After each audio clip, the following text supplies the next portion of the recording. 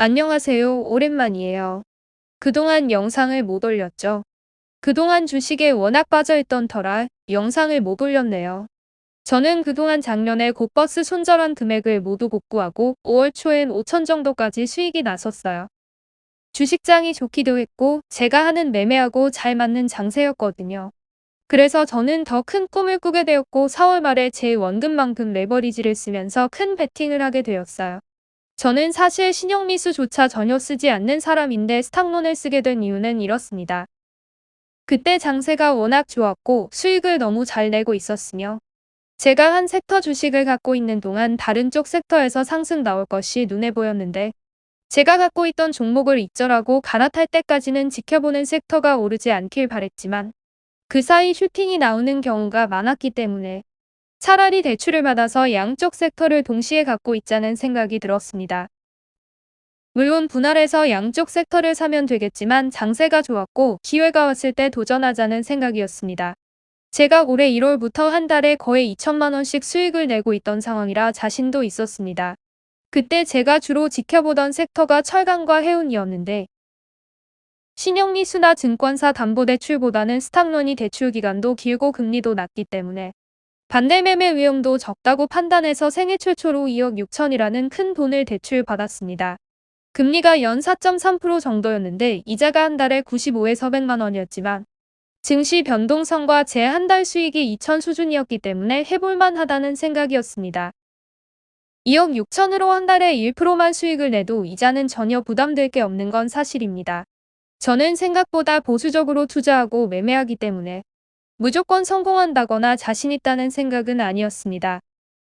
소형 테마주나 급등주는 전혀 하지 않고 코스피 중대형주 위주로 매매하면서 신용미수는 절대 쓰지 않았습니다.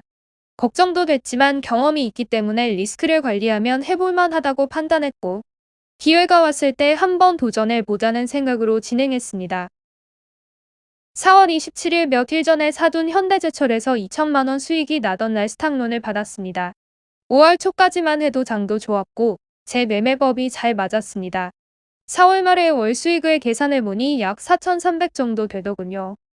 두산밥켓, 현대미포조선, 페노션, 서희건설, 풍산, 현대대철, 코오롱글로벌, 포스코 등에서 단타나 스윙으로 크던 작던 수익이 났고 5월 초에는 계좌 잔고가 플러스 5천만 원이 넘었던 걸로 기억합니다. 5월 13일에 철강주가 떨어질 때 직감적으로 조금 큰 조정이 오는구나 해서 갖고 있던 현대제철을 손절하고 조금 손해를 봤지만 큰 하락도 피할 수 있었습니다. 하지만 5월 중순부터 페노션으로 매매가 꼬이기 시작하면서 자신감이 많이 줄어들었습니다. 이때 페노션에 4억 정도 들고 있었는데 페노션에 대한 기대가 굉장히 컸습니다.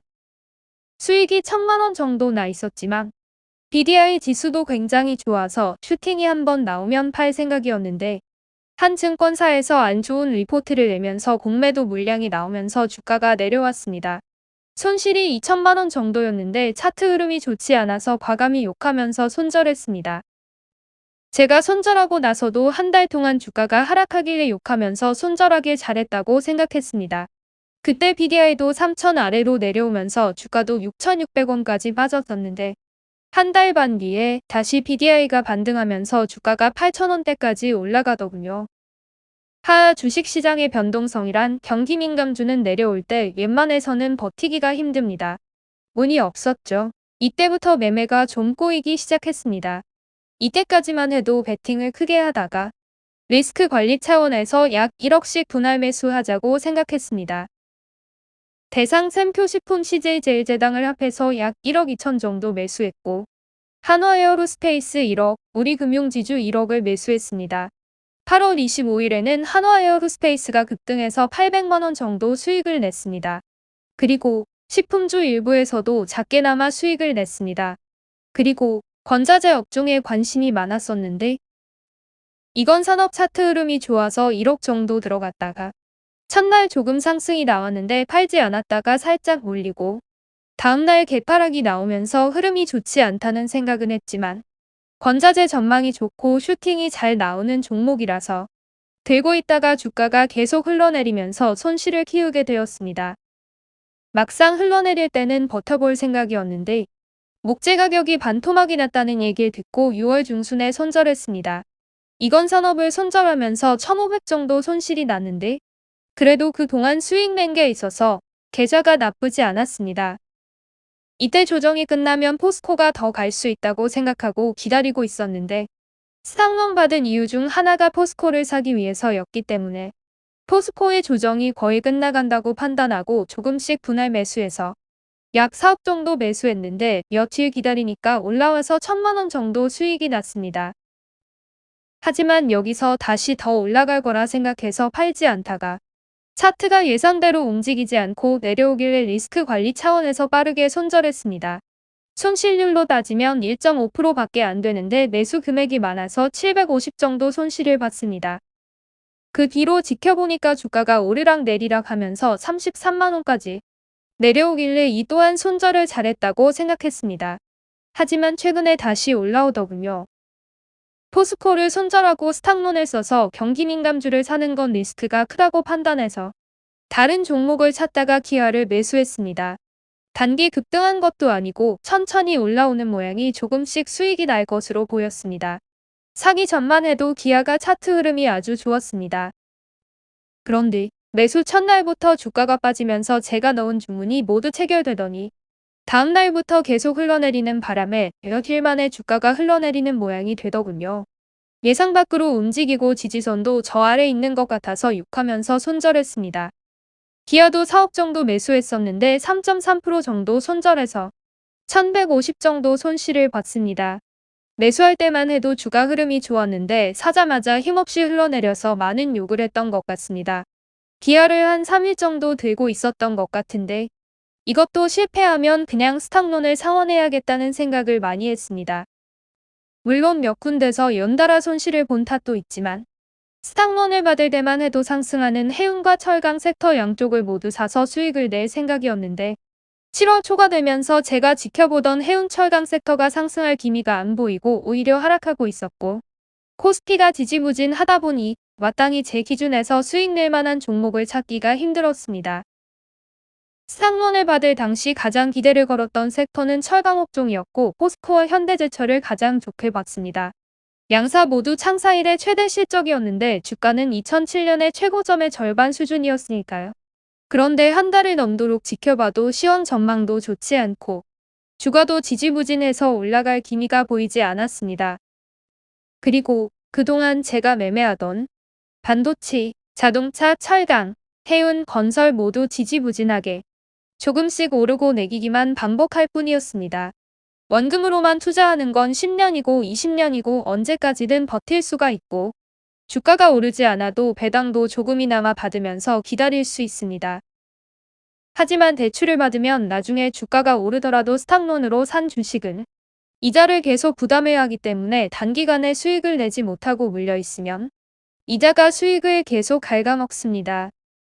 이런 불투명한 상황에 스탁론을 계속 유지하는 것은 쓸데없이 이자만 지불할 것 같아 7월 12일에 모든 원리금을 상환했습니다. 이자로 2달 반 동안 약 250만 원 정도 지불했고 생전 처음 5억이 넘는 큰 돈을 운용해봤네요. 저는 올해만큼 공격적으로 주식에 많은 자금을 운용해 본 적이 없었습니다.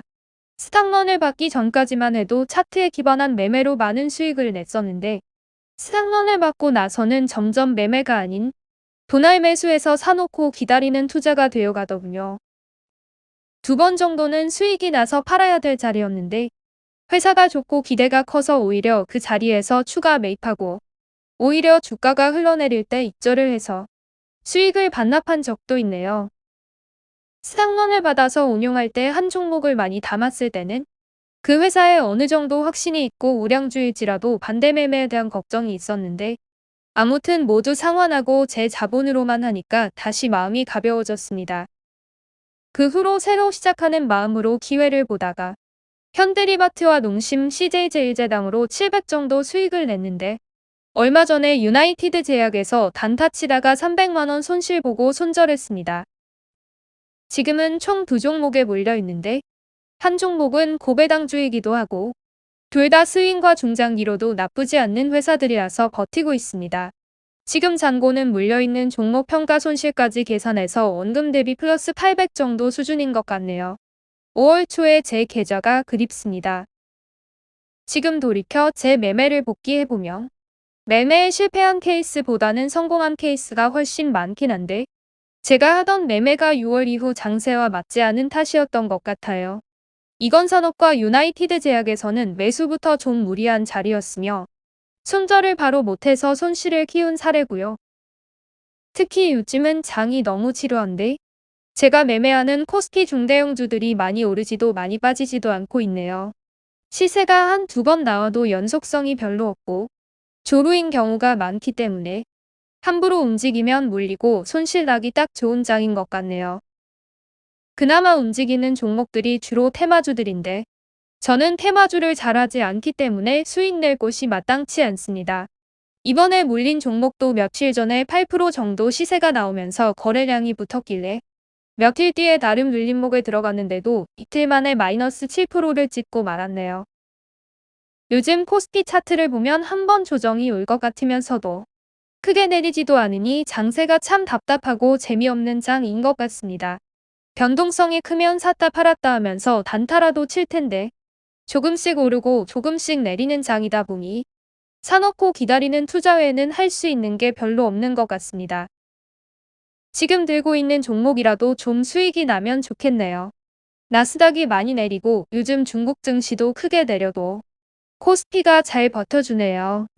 하지만 증시에 딱히 모멘텀이 없는 것 같습니다. 작년에 연준이 돈을 쏟아부은 만큼 경기가 많이 회복했지만 변이가 확산하면서 경기가 더 좋아지긴 힘들지 않을까 이런 생각도 해봅니다. 5월 초까지만 해도 돈을 쓸어 담았었는데 다른 주식 유튜버들의 최근 계좌 보면 매매 난이도가 상승한 것 같습니다. 요즘은 제가 지켜보던 종목이 시세가 나와도 손이 잘 안 나가네요.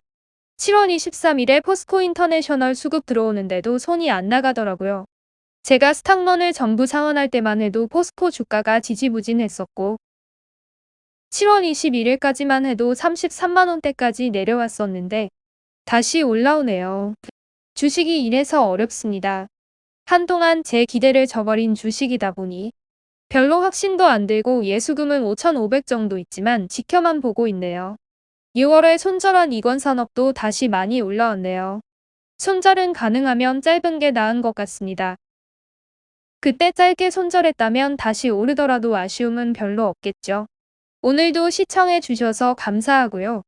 한 번씩 놀러 오실 분들은 구독과 좋아요 부탁드리겠습니다. 다음엔 제가 주식을 하면서 드는 생각들을 정리해 보겠습니다.